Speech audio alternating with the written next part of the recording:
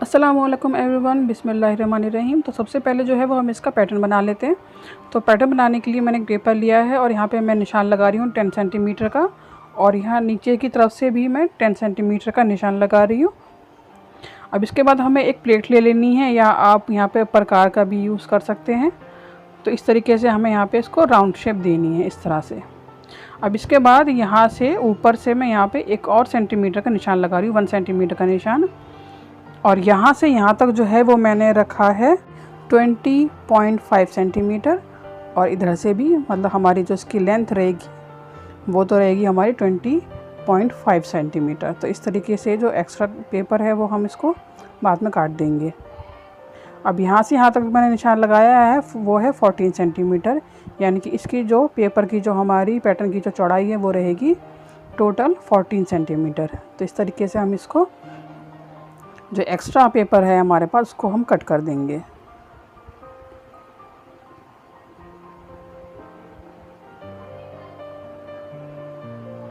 अब इसके बाद जो है वो यहाँ से जो है वो हम निशान लगाएंगे 4 सेंटीमीटर का, और फिर नीचे की तरफ लगाएंगे एक निशान 1 सेंटीमीटर, और ये 1 सेंटीमीटर से अंदर की तरफ लगाएंगे हम 2 सेंटीमीटर का निशान, इस तरह से। अब इस निशान को जो है हमें जो ऊपर वाला निशान है जो 1 सेंटीमीटर का निशान लगाया था उससे हम मैच कर देंगे। और अब यहाँ पे जो है वो मैंने इसका मेजरमेंट लिख दिया है कि कहाँ से मैंने कितना रखा है इसको, तो आप इसके मेजरमेंट को देखकर और आसानी से आप इसको बना सकते हैं। तो ये हमारा जो है वो पैटर्न रेडी है। अब इस साइड से जो है वो हम इस तरीके से इसको फोल्ड करेंगे। तो यहाँ पे जो एक लकीर आ गई है, तो ये जो ऑटोमेटिक है वो हमारी जो डार्ट डलती है वो आ गई है हमारे पास।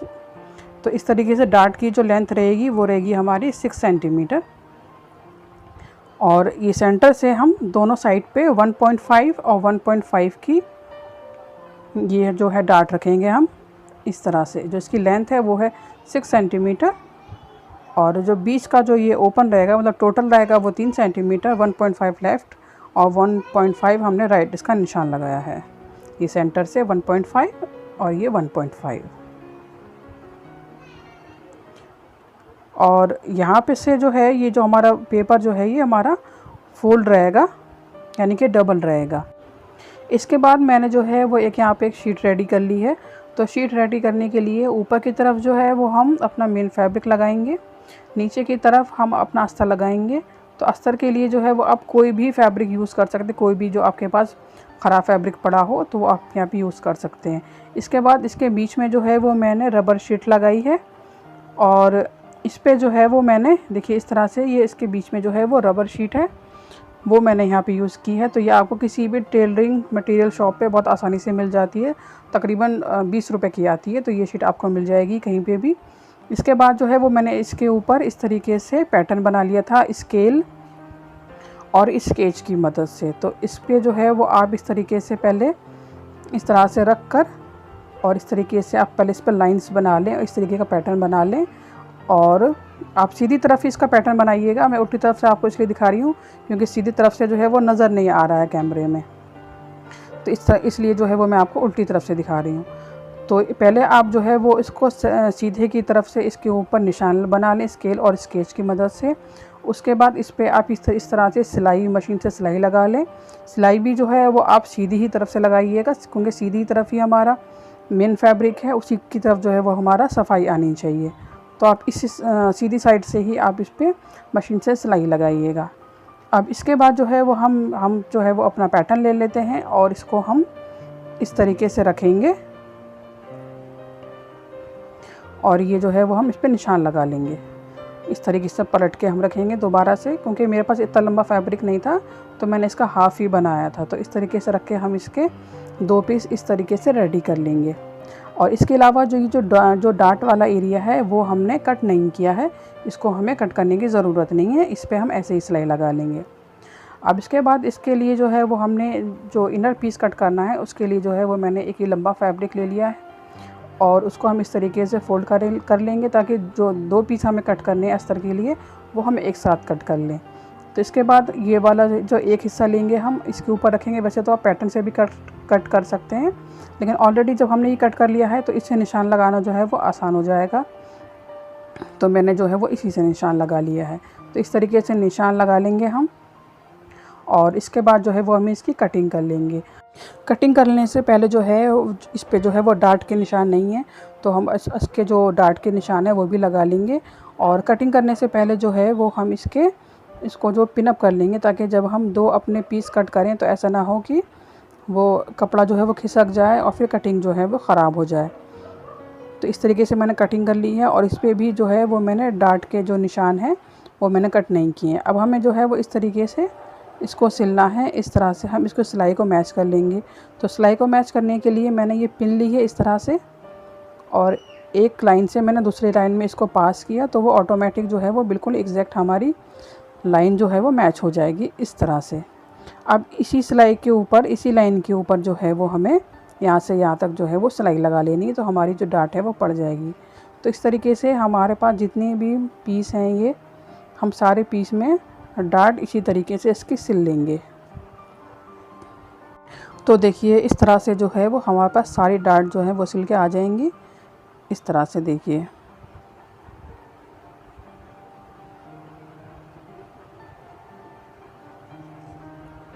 अब इसके बाद जो है वो हमें इसके अंदर एक पॉकेट लगानी है। तो पॉकेट के लिए मैंने इस तरीके से डबल फैब्रिक लिया है, उसको फोल्ड करके मैंने इस तरह से रखा है। यहाँ से यहाँ तक हम सिलाई लगाएंगे, यहाँ से यहाँ तक सिलाई लगाएंगे, लेकिन जो बीच का थोड़ा सा एरिया जो है वो हम ओपन छोड़ेंगे, और इसके जो कॉर्नर हैं वो थोड़े थोड़े से मैंने कट कर दिए हैं। अब ये जो ओपन एरिया है वहाँ से हम इसको पलट कर सीधा कर लेंगे, और इसके जो चारों जो कोने हैं वो हम किसी भी नोकीली चीज़ से, पेंसिल से या कील से, जैसे कि मैं यहाँ पे कैंची से इसके सारे कॉर्नर्स को अच्छे से बना रही हूँ, तो आप भी इसके कॉर्नर्स को अच्छे से पहले बना लें।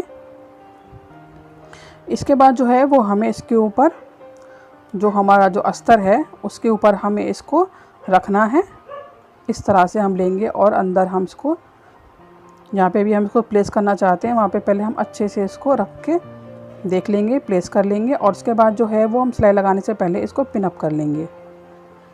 इस तरह से हम इसको पहले पिनअप कर लेंगे, और फिर नीचे की तरफ से हम इसको ये तीनों साइड से हम इस पर एक सिलाई लगा देंगे। तो पॉकेट जो है वो हमारी बन के रेडी हो जाएगी। इसके बाद यहाँ पे जो है वो मैंने लिख किया कि एक पीस लिया, और उसके ऊपर मैंने ज़िप को इस तरीके से रखा है, और एक मैंने सिलाई यहाँ पे लगा दी है ज़िप पे। अब मैं इसके ऊपर अस्तर रखूँगी इस तरीके से उल्टा, और जो हमने सिलाई लगाई है इस साइड से हम एग्जैक्ट उसी सिलाई के ऊपर दोबारा से सिलाई लगा देंगे। तो सिलाई मैंने लगा दी है, तो इस तरीके से हम इसको पलट लेंगे, और पलटने के बाद जो है वो जो इसका जो एंड का जो एरिया है वो उठा हुआ है ना, तो इसके लिए हम ये करेंगे कि इस तरीके से करके और इसके बिल्कुल किनारे पे हम एक सिलाई लगा देंगे, तो ये जो उठा हुआ है ये अच्छे से सेट हो जाएगा। तो देखिए ये इस तरीके से आ गया है।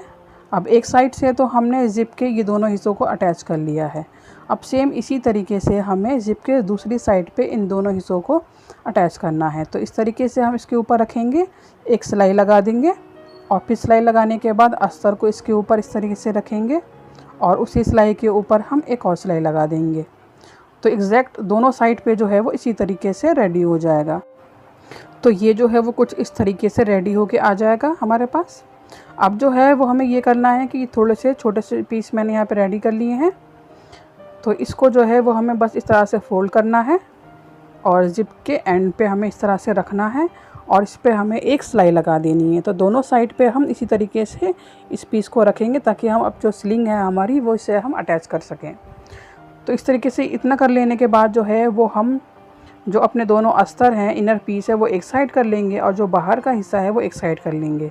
इसके बाद जो हमने इस पर डार्ट डाली है ये इस तरह से हमें अच्छे से मैच करके इसको पिनअप कर लेना है, ताकि जब हम सिलाई लगाएं तो हमारी सिलाई जो है वो एग्जैक्ट आए, डार्ट जो है वो इधर उधर ना हो। तो इस तरीके से मैच करके पहले आप इसको पिनअप कर लें, उसके बाद इस पर सिलाई लगानी है।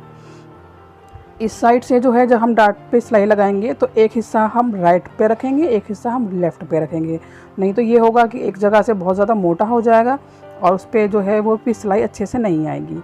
तो हमें यहाँ पे सिलाई लगा लेनी है एक साइड पे, यहाँ से लेके यहाँ तक लगा लेनी है, लेकिन यहाँ से लेके मैं थोड़ा सा हिस्सा जो है वो यहाँ से यहाँ तक जो है वो इसको मैं खुला रखूँगी ताकि हम अपने बैग को पलट कर सीधा कर सकें। तो इतने हिस्से पे हमें सिलाई नहीं लगानी है, बाकी हमें लगा लेनी है। और ये वाला जो हिस्सा है वो अभी जो है वो ओपन ही रहेगा।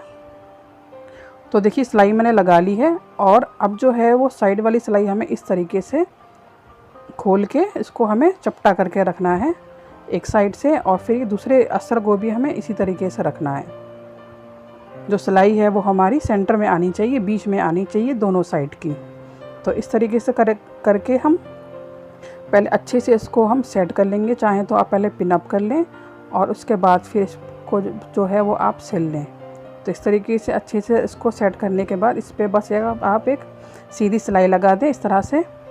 तो ये जो साइड्स हैं हमारी वो हमारी रेडी होके आ जाएंगी दोनों साइड से। तो देखिए मैंने इसको सिल लिया है दोनों साइड से।